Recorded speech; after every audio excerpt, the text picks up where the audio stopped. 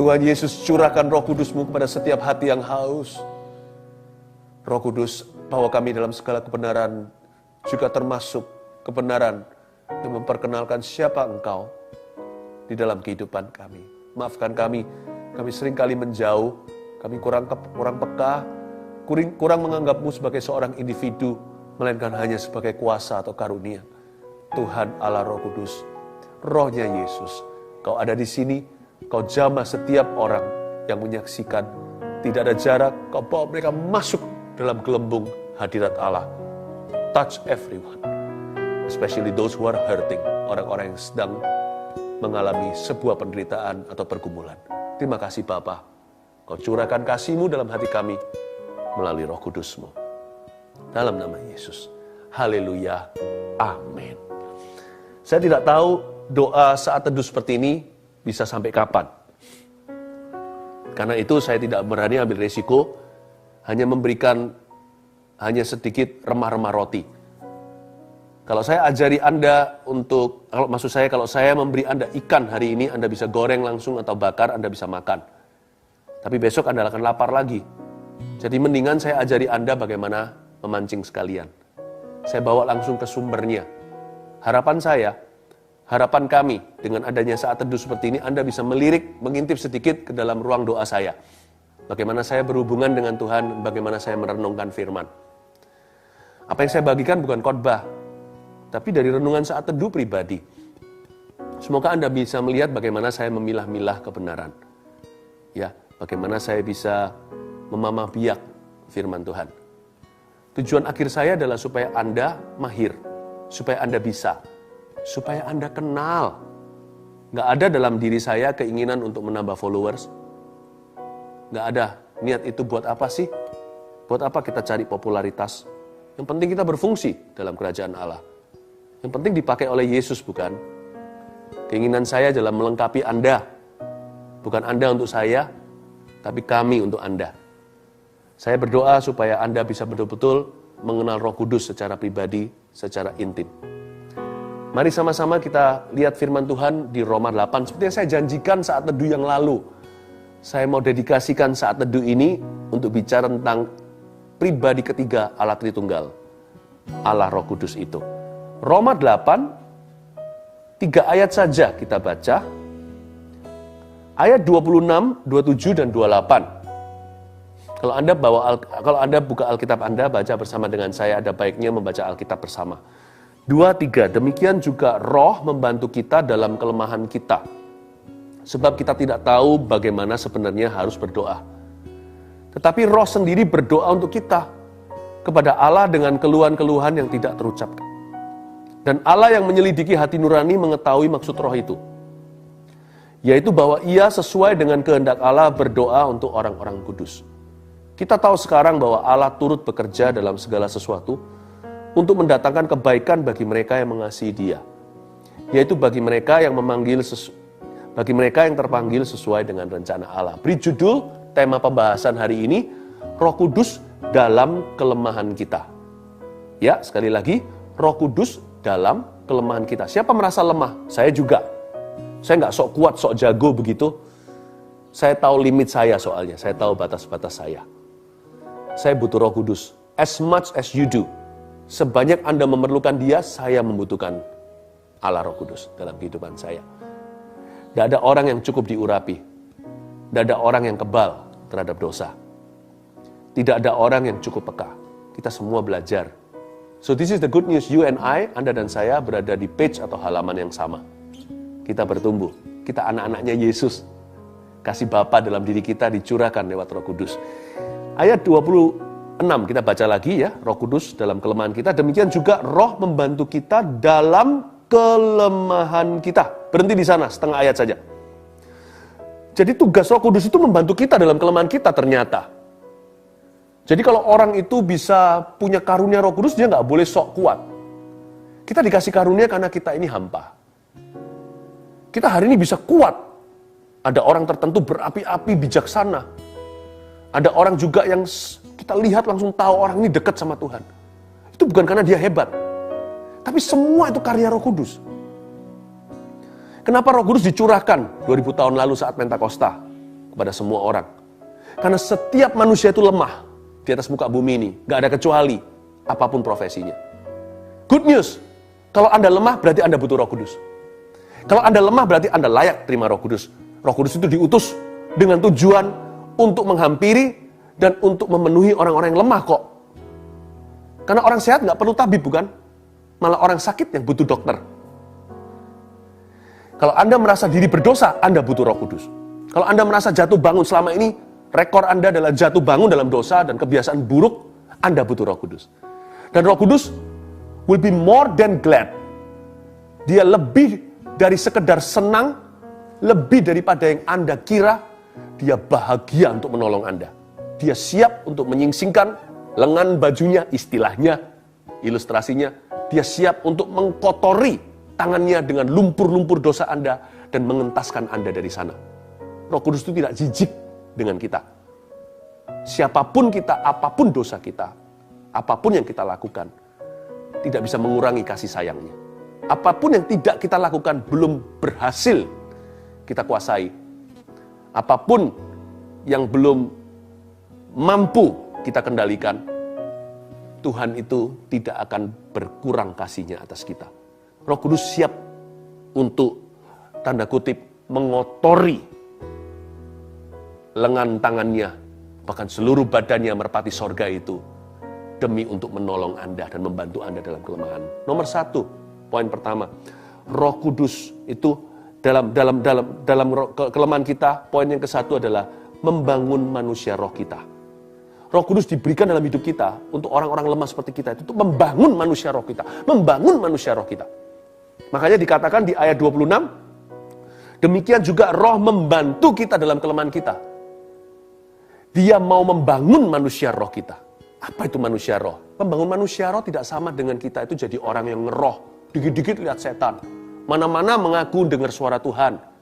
Lalu kiri kanan memberikan nubuatan. Enggak ya, enggak. Membangun manusia roh itu sehingga kebenaran tidak menjadi teori lagi.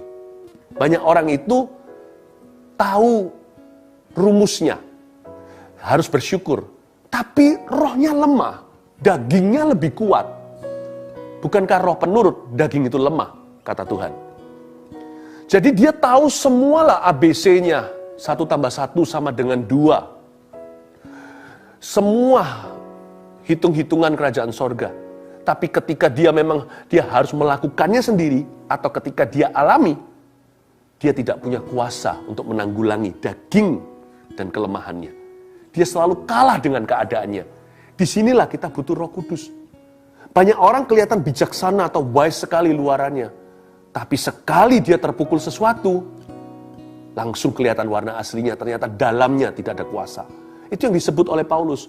Banyak orang melakukan ibadahnya itu hanyalah format agama, tapi memungkiri kuasanya. Seperti yang Paulus tuliskan kepada Timotius. Kamu jangan jadi begitu ya. Kamu harus dekat sama Roh Kudus. Supaya iman itu tidak jadi teori belaka. Tapi iman itu menjadi kuasa di dalam darah dagingmu, di dalam tubuhmu. Sehingga kamu tidak lagi hidup menurut dagingmu, kata Roma 8, tapi menurut Roh Kudus. Roh Kudus dikasih dalam hidup kita itu bukan supaya jadi perdebatan antara denominasi. Roh Kudus diberikan bukan hanya sekedar memberi pengalaman. Kenali dia sebagai individu. Kenali dia. Dia yang menuntun kita dalam segala sesuatu. Jangan kita setelah terima Yesus, ya sudah. Udah, sekarang pokoknya yang penting saya tahulah semua yang dikatakan firman. Nanti jadi Farisi belaka. Mendekat sama dia. Spend time with him. Bangunlah manusia rohmu. Jangan hanya perkara-perkara duniawi melulu. Luangkan waktu saat teduh secara pribadi. Ada nggak ada acara seperti ini? Hal ini sudah mengajarkan kepada Anda bahwa saat teduh itu berharga. Miliki waktu-waktu dengan yang khusus dengan Yesus. Yesus gak kelihatan bukan, tapi rohnya ada di sana kalau kita sedang menyembah. Roh Kudus itu akan membangun manusia roh kita. Sehingga kita bukan menjadi sosok agamawi. Bukan religius, tapi jadi spiritual. Jadi orang yang rohani. Bukan yang kelihatannya agamawi, tapi orang yang sungguh-sungguh kuat di dalam. Yang ketika badai menerpa, dia bukan menjadi orang pertama yang runtuh ke tanah. Roh Kudus itu membangun manusia roh kita. Kehadirannya di hidup kita itu untuk membantu kita menguasai kelemahan kita. Jadi, minta Roh Kudus jamah. Jangan malu. Saya kadang-kadang saya berdoa, saya masih ingat kok. Pengalaman bisa beda-beda. Waktu saya baru kenal Tuhan itu, seperti yang minggu lalu saya katakan, waktu di sesi sebelum ini saat teduh, saya menubuatkan ada orang-orang yang dielus-elus atau dibelai dengan Tuhan. Saya alami itu sendiri. Waktu minggu-minggu pertama lahir baru. Karena saya dulu ini orangnya kurang kasih bapak. Ya, keluarga saya baik-baik, tapi karena saya dari kecil sudah sekolah di luar negeri sendiri dari umur 6 tahun loh. Ya, karena itu saya merasa sebagai orang yang kurang personal. Waktu saya bertobat terima Tuhan, saya dapat pengalaman. Roh Kudus mau membangun manusia roh saya yang sangat kurus krempeng, yang kurang kasih itu. Karena saya kurang kasih, saya juga jadi tidak sanggup mengasihi orang lain. Bahkan tidak bisa mengasihi hidup saya sendiri dan menghargai. Saya mengalami pengalaman sering dijamah Tuhan waktu saya di dalam kamar doa saya. Waktu saya di gereja, di ibadah, teman-teman saya nggak ngerti kenapa saya menangis. Jangan biarkan orang lain menghakimi. Pengalaman setiap orang beda. Selama tidak merugikan orang lain, selama tidak mempermalukan Tuhan. Janganlah orang lain mendakwamu karena ekspresi jiwamu yang sejujur-jujurnya dengan Tuhan. Roh Kudus nyata. Sekalipun dia bukan pengalaman, karena dia individu. Sama dengan saya punya 3 anak. Pengalaman saya dengan setiap anak itu beda-beda cara saya interaksi dengan mereka. Saya punya cara sendiri. Ada pengalaman sendiri yang khusus dengan Roh Kudus. Tapi Roh Kudus diberikan dalam hidup saya untuk membantu Philip Mantova yang lemah. Saya yang kurang kasih ini, waktu itu dibelai sama Roh Kudus berminggu-minggu. Saya nggak berani cerita pada teman-teman, nanti dikira saya mengada-ngada. Tapi itu mengubah total siapa saya. Saya jadi orang yang kenyang dengan kasih Yesus. Dan itu bukan pengalaman, itu kasih sorgawi yang nyata sekali. Jangan tolak pengalaman dengan Roh Kudus. Kalau itu individu, kalau dia seorang pribadi yang nyata, pasti pengalamannya juga nyata dengan Tuhan. Kita nggak cari pengalaman, kita cari kebenaran. Tapi kebenaran itu seorang pribadi loh.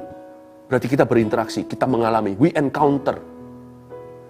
Ya, Roh Kudus diberikan dalam kehidupanmu dan kehidupanku untuk membangun manusia roh kita. Dia tahu persis yang kita butuhkan. Setiap orang itu jiwanya berbeda. Ada yang introvert, ada yang extrovert, ada yang penyimpan, ada yang happy ya.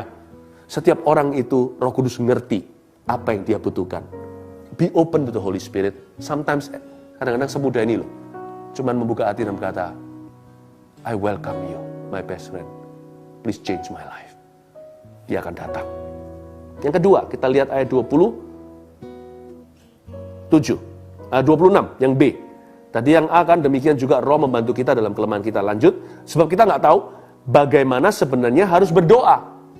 Nah ini, kita nggak tahu bagaimana sebenarnya harus berdoa, tapi Roh sendiri berdoa untuk kita kepada Allah dengan keluhan-keluhan yang tidak terucapkan. Kalau yang pertama tadi garis bawahi Roh membantu kita dalam kelemahan kita, yang kedua, poin kedua garis bawahi Roh sendiri berdoa untuk kita. Masa Roh Kudus itu berdoa? Bukannya dia Allah. Kenapa Allah berdoa? Lain cerita Yesus kan pada waktu di Getsemani. Karena Yesus dalam daging dan darah. Dia anak Maria, sekalipun tanpa dosa dan lahir bukan karena sperma.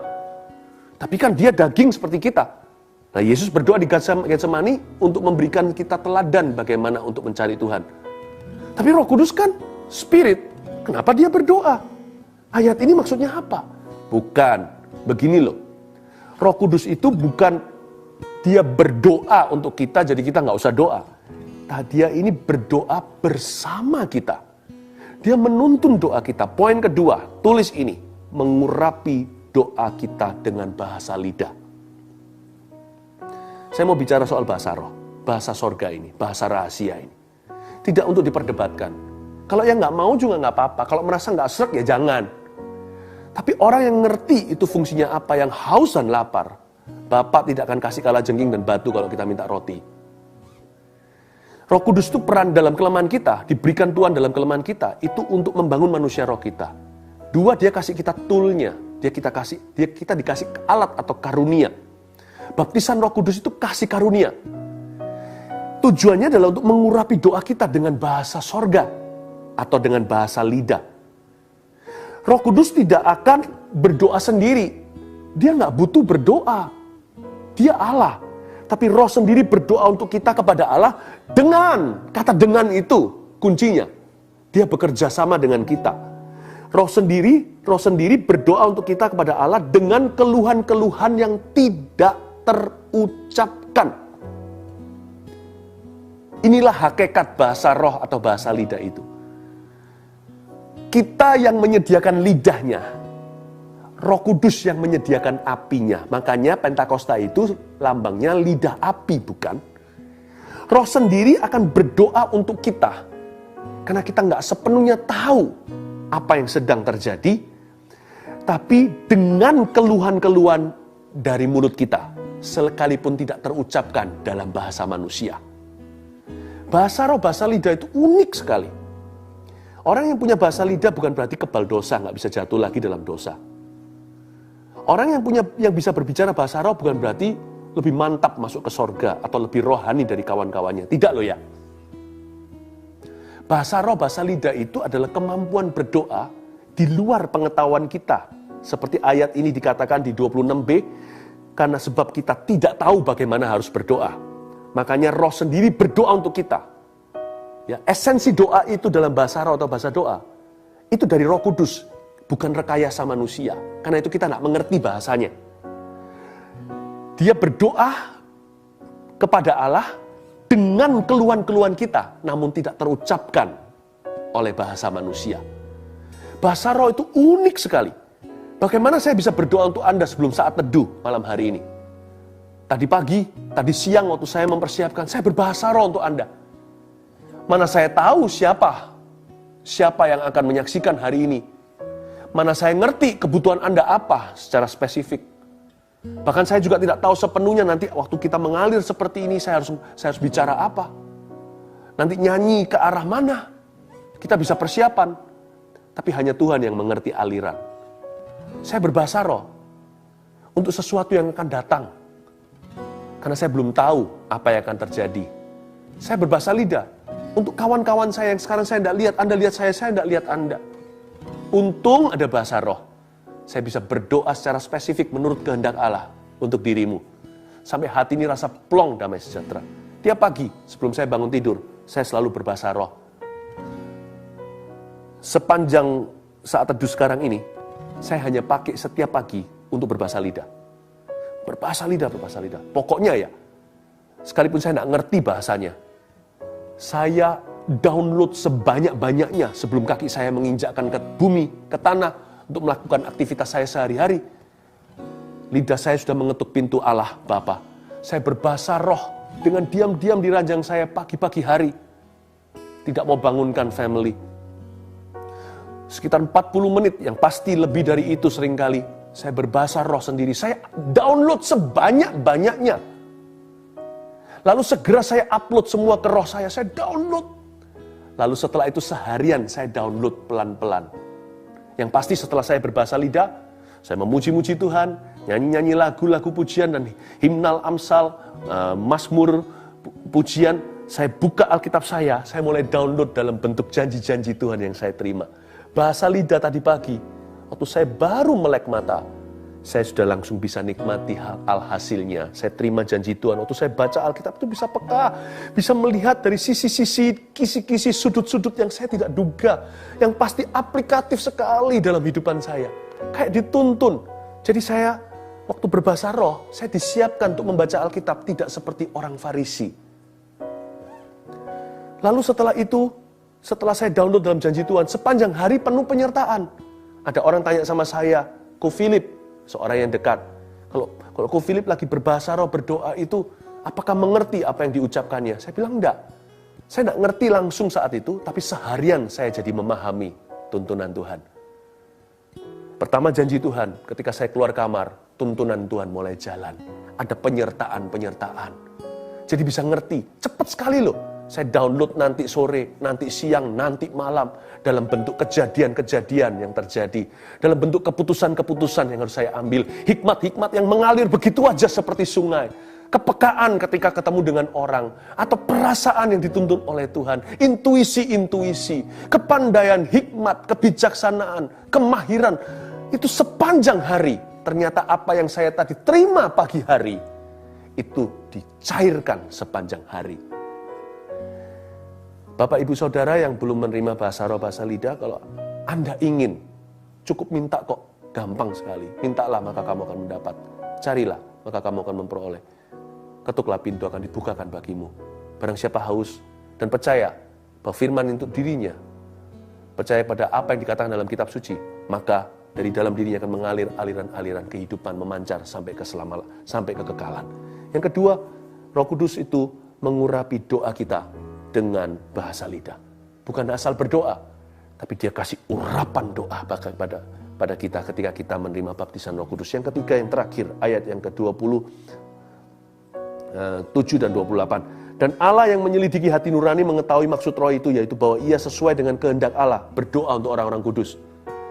Ya, kita tahu, ayat 28, sekarang bahwa Allah turut bekerja dalam segala sesuatu untuk mendatangkan kebaikan bagi mereka yang mengasihi Dia, yaitu bagi mereka yang terpanggil sesuai dengan rencana Allah. Garis bawahi kata Allah turut bekerja. Roh Kudus itulah Allah turut bekerja. Roh Kudus dalam kelemahan kita. Yang satu, untuk membangun manusia roh kita.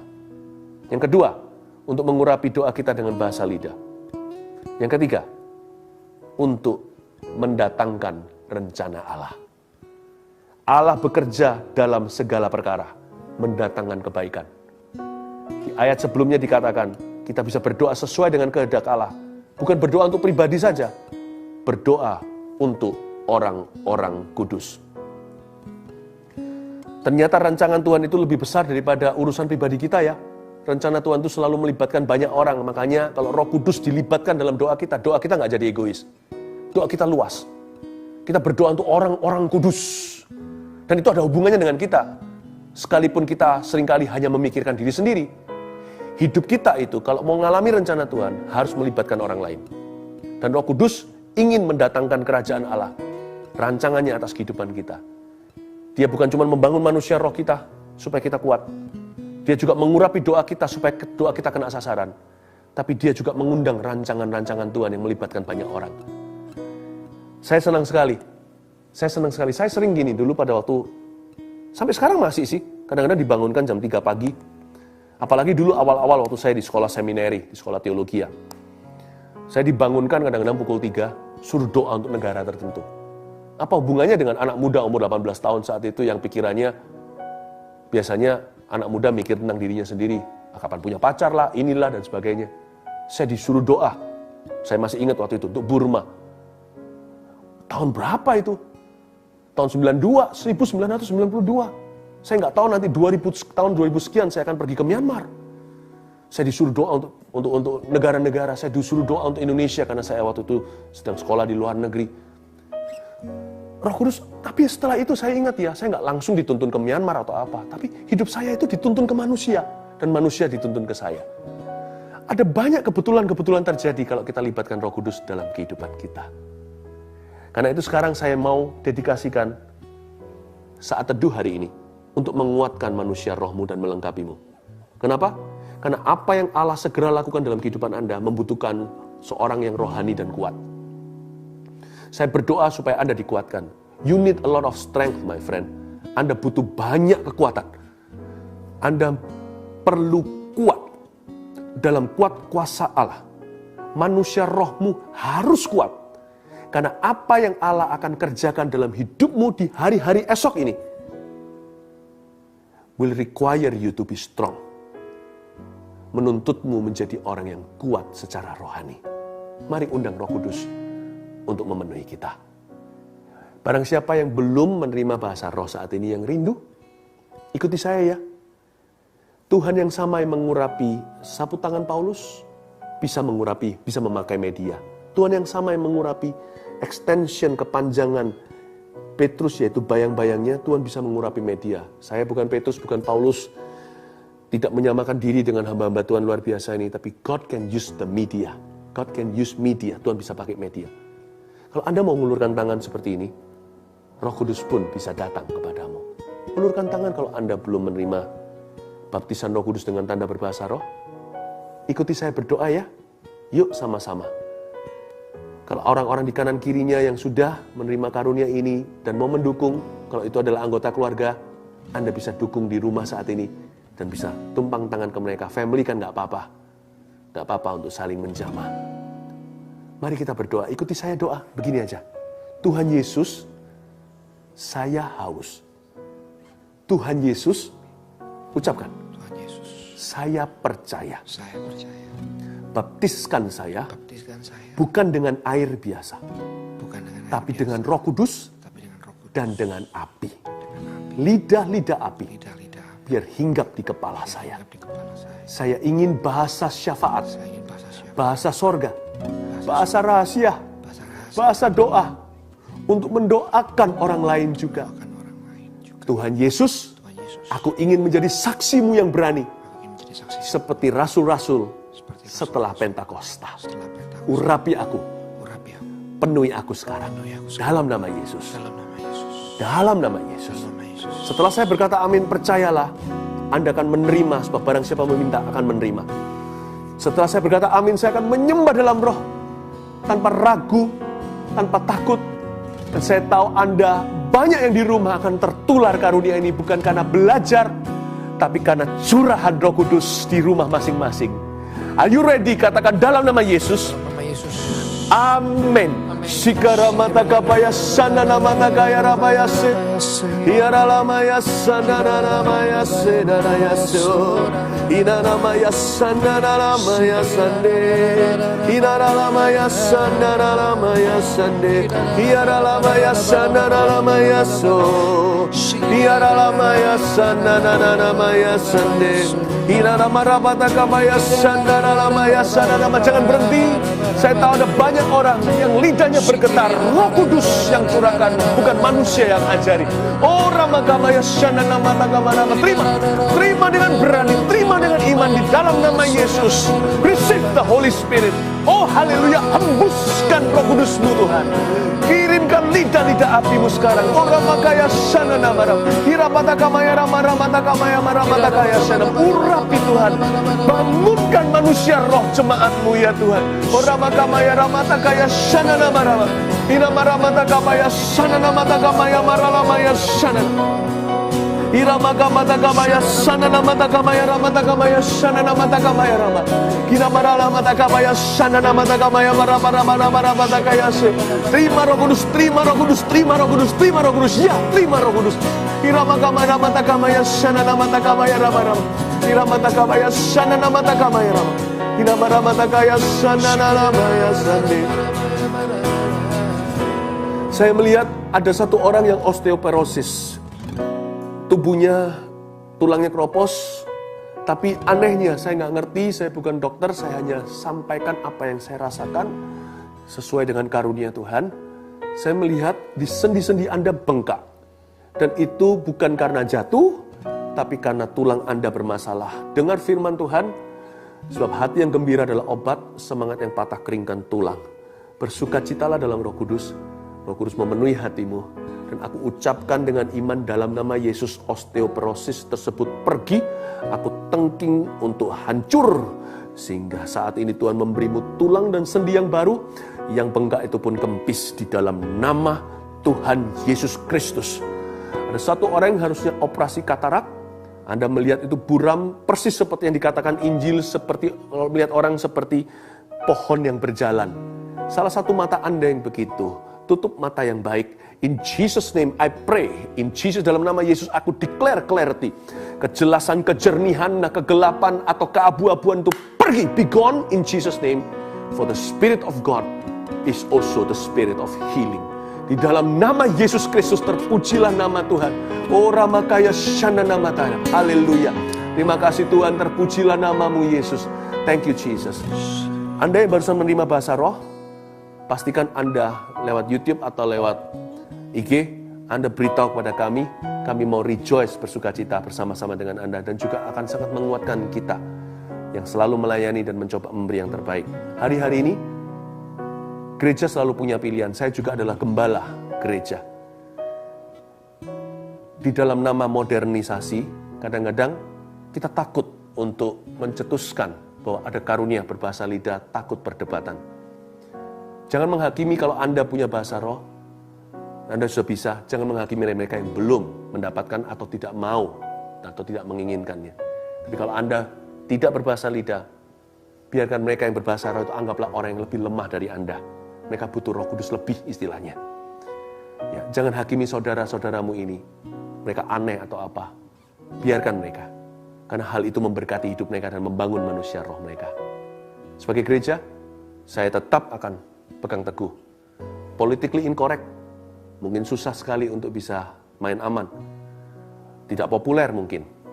Atau akan ada orang-orang yang tidak cocok dengan itu. I will still speak in tongues. Demikian pula my church, our gereja kami juga akan terus. Karena kami percaya the Holy Spirit and His gifts are precious. Saya tidak mau demi supaya bisa diterima kalayak semua. Kita hilangkan sesuatu yang indah dalam kerajaan Allah. Bahasa roh bukan yang terbesar, kasih itu yang terbesar. Tapi karunia pasti ada tujuannya. Let's celebrate this gift. Dan kalau Anda baru menerimanya, tolong beritahu kepada kami. Dan sampai kapanpun, I will always love my best friend without fearing what others might say, what the world may comment. Apa yang dunia akan komentar, apa yang orang lain akan katakan. Roh Kudus tetap adalah sahabat sejati. God bless you. Mari kita angkat tangan kita. Terimalah berkat dari Tuhan Yesus selalu yang menyertai setiap Anda. Roh Kudus selalu menuntunmu. Dan biarkan Tuhan mulai hari ini menjadi kenyataan, bukan menjadi teori, tapi kerohanian menjadi realita di dalam diri kita, menjadi orang-orang yang kuat, yang betul-betul kekuatan itu dari dalam, karena Roh Kudus bekerja. Terimalah urapan yang baru dalam nama Yesus. Haleluya. Amin.